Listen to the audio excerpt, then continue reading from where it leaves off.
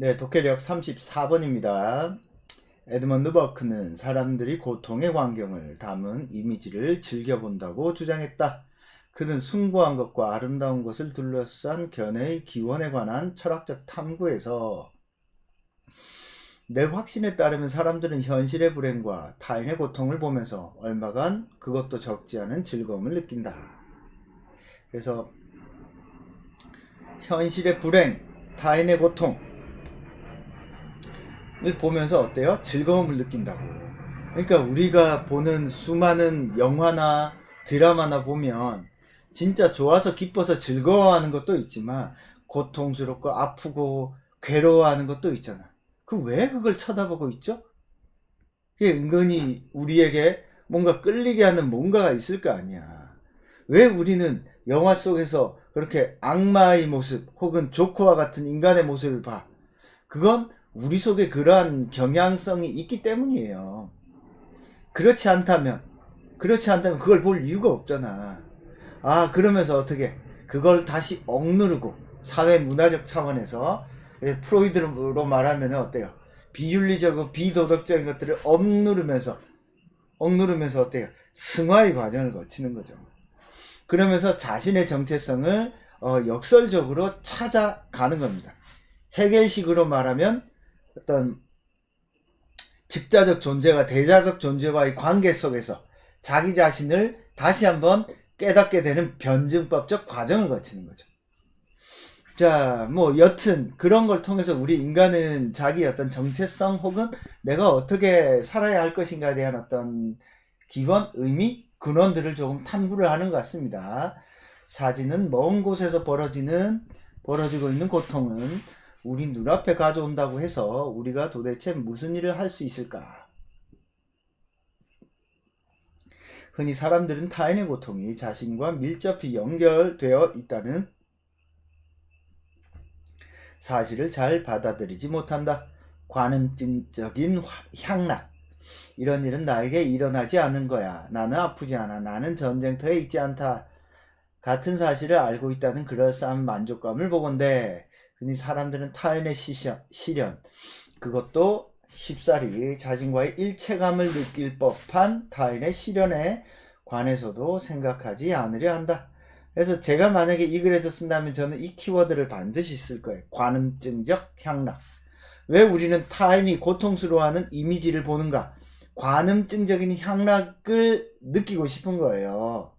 그죠? 그것을 쳐다보면서 나는 어때? 나는 그런 아픔과 고통 속에 있지 않아?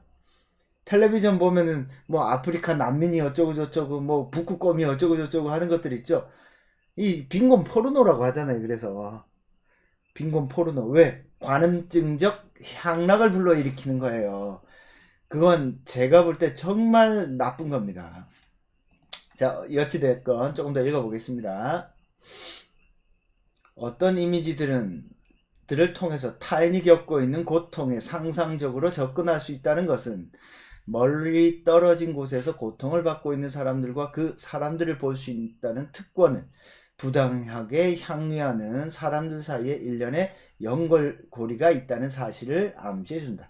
그러니까 내가 멀리 떨어진 곳에 있는 사람들의 고통을 본다라고 하는 건 어때요? 특권이에요, 특권. 그 특권을 향유하는 거라고요. 그러니까 나는 어때? 그걸 보는 순간 나의 우월성을 확인할 수 있게 되죠. 그러니까 이거는 어떤 거야? 이런 관음증적 향락은 어떤 이타적인 욕망 속에서 나타나는 게 아니에요.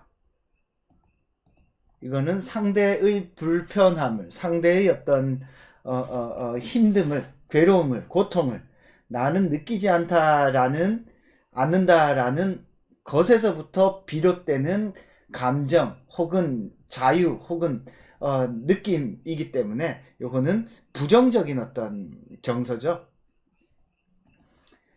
그래서 니체식으로 표현하면은 어떤 주인의 도덕이 아니라 노예의 어떤 도덕에 가까운 겁니다. 이런 정서들이.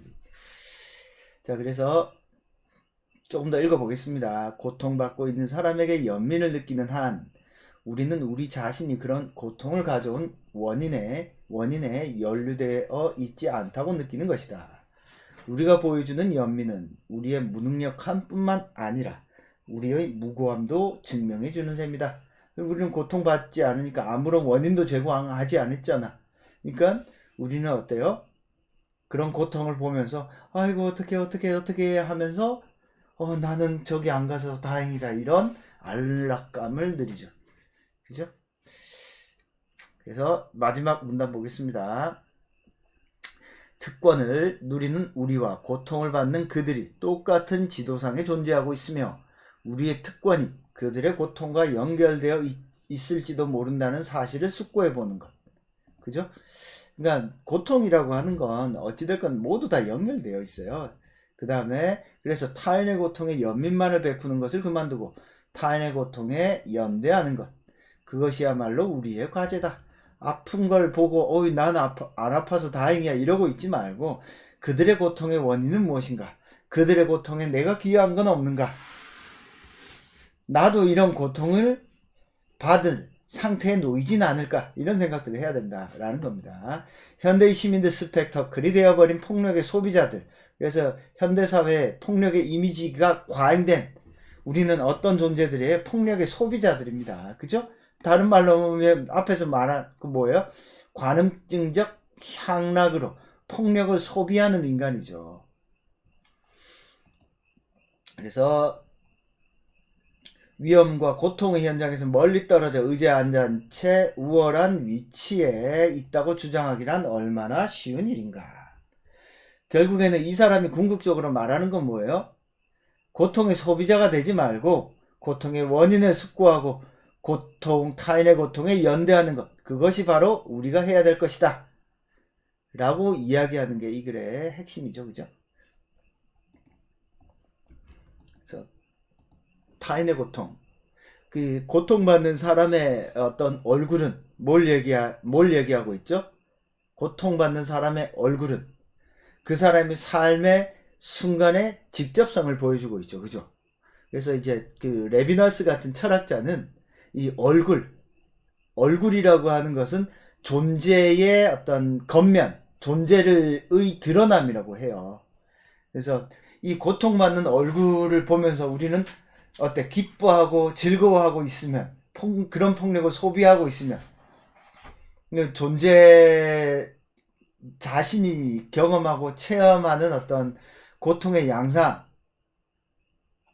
대한 어떤 공감의 능력이 현저히 떨어지는 거라고 봐야죠. 그래서 저는 이렇게 고통스러운 어떤 장면이나 이런 거를 일부러 좀 피하는 편이에요. 왜냐면 내가 당장 어떻게 하지 못하는데 그걸 본다고 해서 나의 어떤 무력감만 느껴지잖아요. 그래서 만약에 내가 뭔가를 그런 고통받는 상황의 어떤 다큐멘터리나 이걸 본다면 내가 의식적으로 뭔가를 결정하고 봅니다. 그래서 이거는 내가 도와야 되니까 어떻게 되는 건지 한번 이유나 원인을 찾아보자 할 때 봅니다. 그러면 연구를 하죠. 그래서 내가 할 수 있는 걸 찾아요. 그런 방식으로 저는 소비를 합니다. 자, 여튼 그건 그렇고요. 이래서 고통이라고 하는 것에 대해서 뭘 얘기하고 있죠? 타인의 고통에 연대하는 것이 우리가 해야 할 것. 그래서 요거는 우리가 해야 할 것이다. 그래서 고통을 소비하는 것, 관음증적 향락에 빠져들어가는 것은 고통에 대한 사회적 연대를 못하게 한다. 따라서 우리는 고통에 연대하는 노력과 시도들을 하는 것, 그것이 바로 우리가 해야 할 것이다 라고 주장하는 글이네요. 그죠? 대략 이 글은 이렇게 정리하면 되겠습니다.